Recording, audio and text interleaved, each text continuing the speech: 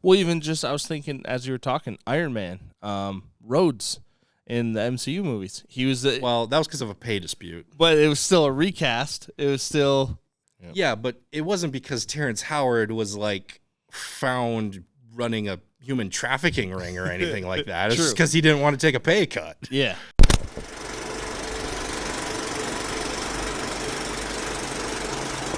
Hello and welcome to another edition of Popcorn Bucket List as we're moving through the summer months here. A lot to talk about. A lot going on this month. A lot going on this month, but a lot to talk about this week in general, really. Some big news, a lot of movies to preview here, so let's get things rolling here. Kind of an interesting subject we're going to talk about here. There is obviously the Amber Heard Johnny Depp trial has just wrapped up. Also, Ezra Miller is in the news for reasons. Yeah. We're not going to talk about that, though, because that's an ongoing situation. We record these a couple days before time. Yep. We don't know what information is going to come out by the time this episode comes out. But the thing I was thinking about that I want to talk to you about is at what point do you recast? You just kind of take the L and you have to recast and reshoot. Yep. Because I feel like that's kind of where Warner Brothers is at with not one, but two of their movies right now. Yes, and two of their bigger franchises. Well, I don't know about bigger, but two franchise. Well, I guess it's the really same their franchise. biggest franchises are like the DC universe and Harry Potter, and the Harry Potter franchise isn't really making much money either. They did a recast with the with Johnny Depp actually for and the box office actually went down. Yeah. So it's kind of are they looking to see, we did that and it didn't do very well. But also those movies kind of stank. But yeah, you're right. Do they just say, all right, we're cutting our losses, recasting for both of them? Are they going to recast one of them? Are they just going to slowly keep it under the rug for a couple of years and who knows? Let's talk about The Flash specifically. The Flash one, I think, is going to be really, really difficult because it's a multiverse story. If you've watched the trailer, it's multiple Flashes. So it's Ezra Miller times like 3 or 4 at least. Yeah. So in this particular case, especially if you were to hypothetically recast, reshoot those scenes, it would be a lot of work. But at this point, considering everything that's been going on, you have to ask yourself, it might be time. It might be time. But one of the other reasons why I bring this up is because there is precedent for this. Movies in the past, very few times, have done this. One of the most famous ones was All the Money in the World. Kevin Spacey starred movie based on a true story. And then all the allegations came to light. It didn't take long. Almost immediately, the studio was like, we're going to recast, we're going to reshoot, we're going to put in the work here. Yep. Brought in Christopher Plummer and reshot all the scenes. And many people kind of applauded them for making this move. Yep. And another example I was finding when I was kind of researching this is there's another time in the Aliens movie, the sequel to Aliens, actor named James Remar was replaced by Michael Biehn. Publicly, they said he was fired over creative differences. It was found out later, and I believe James actually admitted to this. It was due to drug possession. He was having a little bit of a problem with addiction there, and they had already started shooting. They had to recast and reshoot a lot of his scenes. So there is precedent for this. Yeah. I think we skirted around that as much as we possibly could, but it's just some thoughts I had to get out there, really. But let's move on to some weekly preview, let you know what's coming out here this weekend. By the time this comes out, a couple movies will already be available. One of them being Halftime. This is a Netflix documentary. It's kind of centered around the halftime performance of Jennifer Lopez. This is kind of her story. It's kind of like what I think they're going to do is they're going to be kind of like, here's the build up to us doing one of the greatest performances of all time, but it's also going to talk about her past, how she rose to this point in fame, all the struggles she had to go through, and still have to go through today. I do find this subject of halftime performances at the Super Bowl very interesting. I almost think there should be a documentary about one every year. Yeah. Because there's always so much backstory. There's always something going on, And it's always such a spectacle. Like, these are some of the biggest, most viewed performances in the world every year. Yep. So, I'd like to see what else she has to say about it. Yeah. Also already out by the time this video comes out on Thursday, June 16th on HBO Max. It's Father of the Bride, remake of the Steve Martin movie. Fun fact, that was actually also a remake. There was an original version in 1950s, so this is Father of the Bride Part 3 in a way, if you want to think of it that way, or try number 3. Oh, I don't know. But whatever. Yeah, it's the same story, just a different funny. demographic, and I think that's fine and everything. Yeah.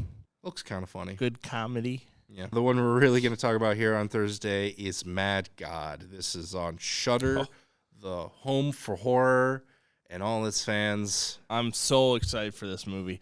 I'd never heard of it until I went and watched the trailer. Trailer looks bananas. Stop motion. It gave me like old Puppet Master vibes and like any of Ralph Bansky's films. It kind of, even though he's a little more animation than stop motion, but it just gave me that vibe, and it looks gory and scary and off-putting, and I think it's going to be awesome. I can't wait to watch this. There's so many moving parts to that, to all of those shots and everything, and stop motion is so, this isn't a pun, literally hands-on to make all that happen. I mean, hats off to you. I can't actually take my hat off because the headphones, but you get the point here. But finally, on Friday, June 17th, the big weekend with all the good stuff coming out here, the big movie, the marquee event, Lightyear, coming out here in theaters, as seen here. Character popularized by Tim Allen, and is now being voiced by Chris Evans in this movie. I'm going to be completely honest. As a kid, one of the biggest Buzz Lightyear fans. Ask my parents. They can attest to that. I would have totally been Andy in Toy Story, where he's like, screw the cowboy. I'm going with the spaceman. Yeah. So this should be right up my alley. This movie confuses me. Are they saying this is a real life thing that happened in this universe and the Buzz Lightyear toy was based on it? Are they saying like this is a movie that like occurs in the Pixar universe? I don't know. I'm not exactly sure what's happening, because if it's the first option, that means there's an actual evil Emperor Zurg trying to take over the universe in the Pixar universe. Yeah. And that's scary. Like WALL-E, I thought was dark. Like WALL-E world was ending. dark. Like WALL-E was like, dark. Did the evil Emperor Zurg decide like, no, I'm just gonna pollute the earth and that's how I'm gonna take it over now? Like, is that what happened? I don't know. I think Zurg already won at that point. Pretty much, yeah. Yeah. No, I think it looks interesting because it's definitely going to be more serious. Obviously, it will be funny, but it's more of a, I would say, a drama.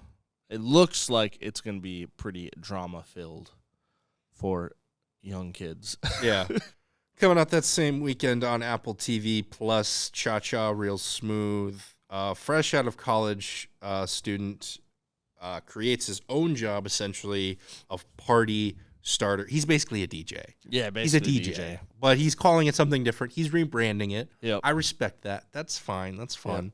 Also, he works at a meat stick food place. Yeah. And that's just a corn dog place. Yeah, what's with this movie and not just naming the jobs that they are? They are. Yeah. Okay, so they go into more of the plot, and he runs into Dakota Johnson's family. It turns out her daughter is like kind of antisocial. Somehow he's able to like connect with her, and so like, why don't you be our babysitter? Like, he's a nanny.